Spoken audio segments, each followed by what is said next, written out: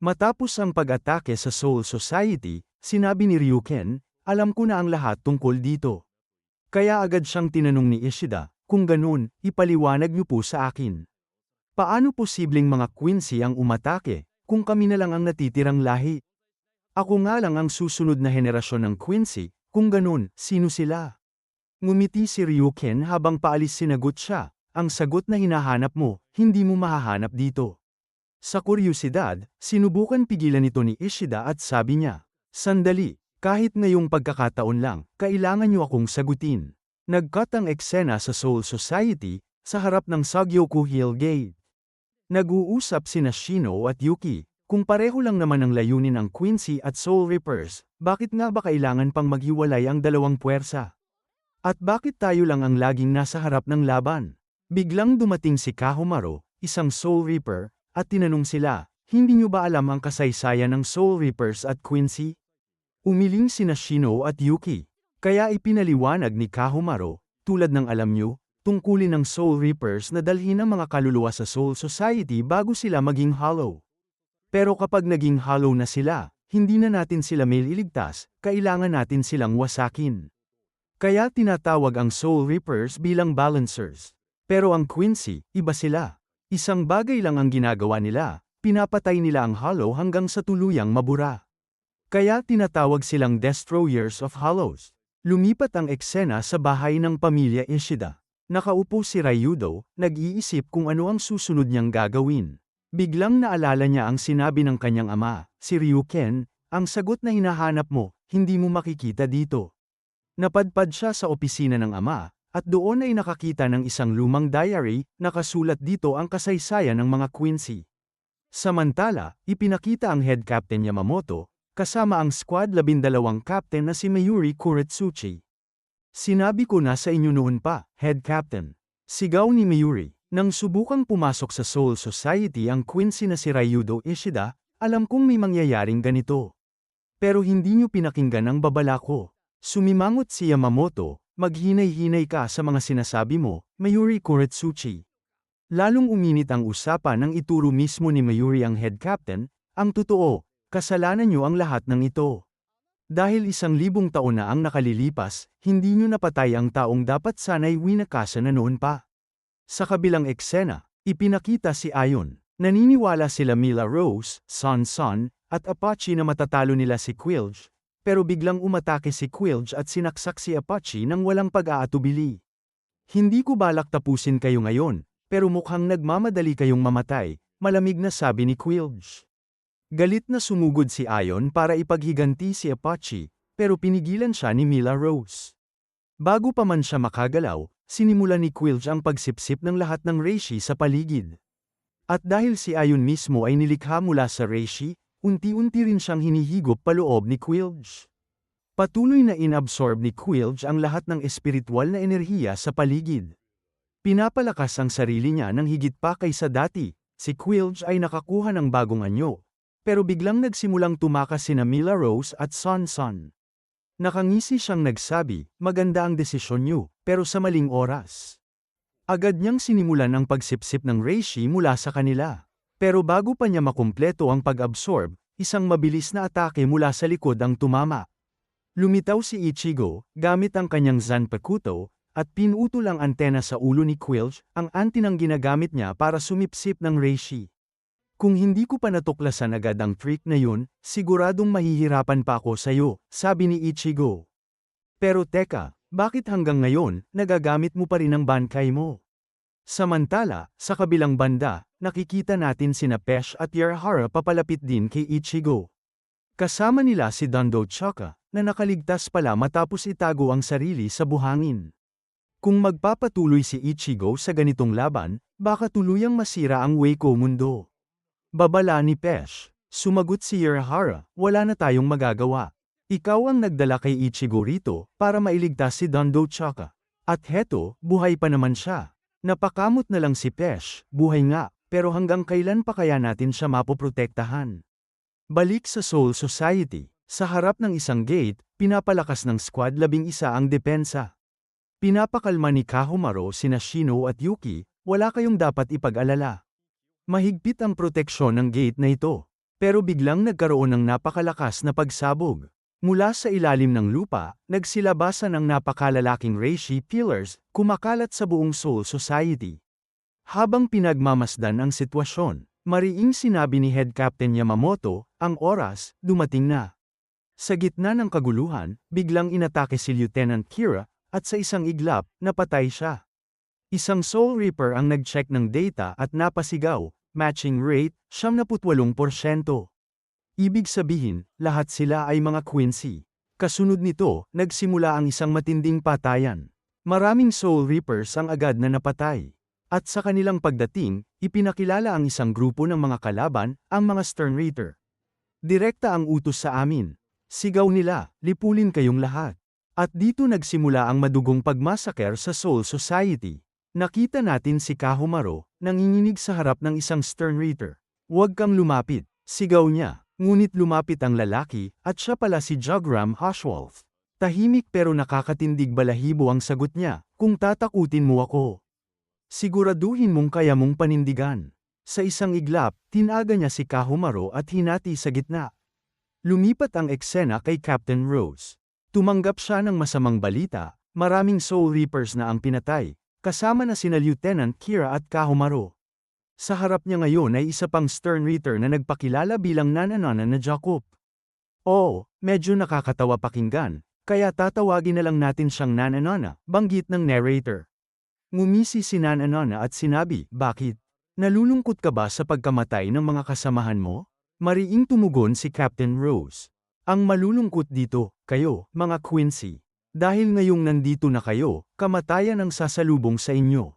At sa Squad 3 Barracks, isa pang Stern Reaper ang lumitaw, ang kilabot na si Asnote.na walang awang pumapatay ng maraming Soul Reapers. Dahil dito, nagsimulang magtakbuhan ang ilan sa mga natitirang Soul Reapers. Na-realize nila na wala silang laban sa ganitong kalaban. Ngunit isang Soul Reaper ang tumigil at sumigaw, bakit kayo tumatakbo? Tayo ay miyembro ng Squad 6. Kung sarili nga natin hindi natin kayang ipagtanggol. Paano pa natin iligtas ang iba? Tigilan niyo ang pagtakas. Ngumisi si Asnote at unti-unting lumapit sa Soul Reaper na yon, handa nang pumatay. Pero biglang dumating si Lieutenant Renji Abaray. Atres ka, ako na ang bahala sa kanya. Samantala, sa Squad 7, nakikipaglaban si Captain Komamura sa Stern Reaper na si Bambi Eta Base Turbine. Paanong isang batang tulad mo napasama sa Rebel Army? Sigaw ni Komamura. Ngumisi si Bambi Eta, at paanong isang aso tulad mo naging captain? Habang nagpapatuloy ang laban nila, ipinakita ring lahat ng iba pang captains ay nakikipagduelo rin sa kanya-kanyang Stern Reaper. Nandoon sina Captain Shansoy at Captain Toshiro, abala sa matinding labanan. Bumalik ang eksena kina Renji at Asnote. Pero bago pa makagawa ng hakbang si Renji, biglang umatake mula sa likuran ang isa pang Stern Reaper. Sa huling segundo, dumating si Captain Byakuya Kuchiki para mailigtas si Renji. Renji, huwag kang magpigil. Ang mga kalabang ito ay nandito para patayin tayo. Kaya kailangan nating tapusin din sila. Sabay naglaban sina Byakuya at Asnote. Sa isang mabilis na atake, nasugatan ang kamay ni Asnote. Isang Stern Reaper na kasama niya ang sumigaw, mag-ingat ka. Pero malamig na tugon ni Byakuya. Mas mabuti sigurong ikaw ang mag-ingat. At sa isang iglap, tinamaan ng atake ni Byakuya ang Stern Reaper at bumagsak ito. Samantala, sa Squad 10 Barracks, nakikipaglaban si Captain Toshiro Hitsugaya. Habang naglalaban, sumigaw siya, ngayong araw, nakita ko nang mamatay ang napakaraming kasama ko. Kaya hindi na ako magpipigil. Pero kahit buong lakas na lumalaban si Hitsugaya, malinaw na nahihirapan siya laban sa Stern Reaper. Balik kina Byakuya at Renji. Pinapaalala ni Byakuya sa kanyang lieutenant. Hindi ko sila pwedeng palayain matapos nilang pumatay ng napakaraming Soul Reaper, kabilang na si Seisekai. Renji, kung masilyuhan ang aking bankai, gusto kong ikaw mismo ang gumamit ng sarili mong bankai para tapusin sila. Nagulat si Renji, pero sagot niya, kung yan ang gusto niyo, Captain, susunod ako. Huminga ng malalim si Byakuya, sabay sigaw, bankai. Senbonzakura Keijiyoshi. At sa isang napakagandang eksena, bumukas ang kanyang bankai na parang dagat ng mga nagliliwanag na talam. Kasabay nito, naglabas din ng bankai ang ibang captains, si Soifen, si Komamura, at si Hitsugaya. Pero bigla na lang, lahat ng kanilang bankay ay nawala. Maging si Byakuya ay nanlaki ang mata, hindi na niya maramdaman ang presensya ng kanyang bankay. Lahat ay nagulat sa natuklasan, hindi pala sinisil ng mga stern reader ang mga bankay, kundi ninanakaw nila. Sa Squad 10, litong-lito si Captain Hitsugaya. Hindi niya maramdaman ang presensya ng kanyang Zanpakuto, si Hiranmara. Bakit hindi ko maramdaman ang koneksyon sa'yo? Bulong niya. Agad siyang lumingon kay Lieutenant Rangako Matsumoto. Rangako, gamitin mo agad ang 10th Ikura. Ipaabot mo sa lahat ng captains, huwag silang gumamit ng bankay. Ang mga kaaway natin, may paraan para nakawin ito. Mabilis na sinunod ni Rangako ang utos. Sa buong Soul Society, narinig ng mga captains ang babala. Samantala, si Mayuri Kuretsuchi ay abala sa kanyang pagsusuri. Nang marinig ang balita, bigla siyang sumabog sa inis, mga hanggal. Dapat naghintay muna kayo hanggang matapos ko ang aking analysis. Kung hindi kayo nagmadali, hindi sana ninyo nawala ang inyong mga bankay. At doon, unti-unting nakarating ang balita kina Kenpachi Zaraki, Captain Yunohana, at pati mismo kay Head Captain Yamamoto.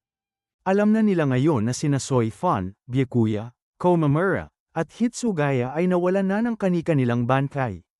Sa kabilang labanan, nakikipagsagupaan si Captain Shansoy Kyuraku laban sa isang stern reader na gumagamit ng baril.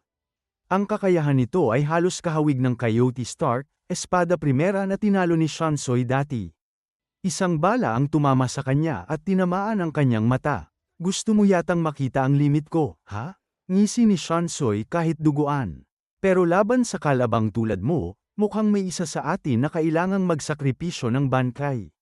Balik kina Renji at Byakuya. Susubukan na sanang gamitin ni Renji ang kanyang bankay.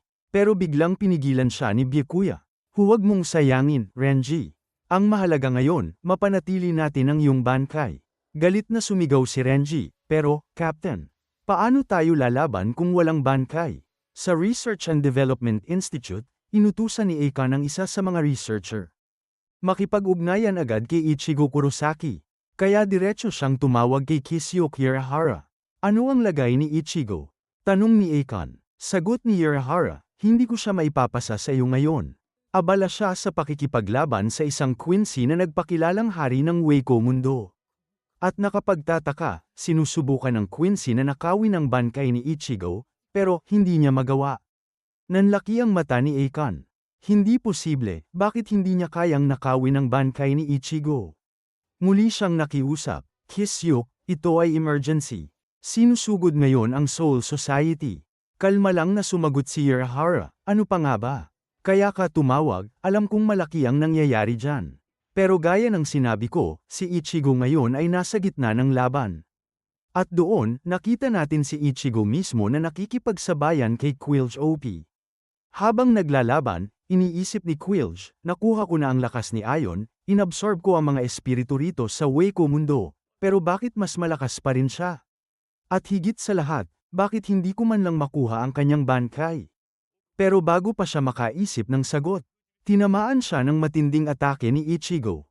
Hoy, bakit ba gustong-gusto mong nakawin ang bankay ko? Sigaw ni Ichigo, at doon naaalala niya, ang kanyang bankay, dati na ring tinangka ng Quincy.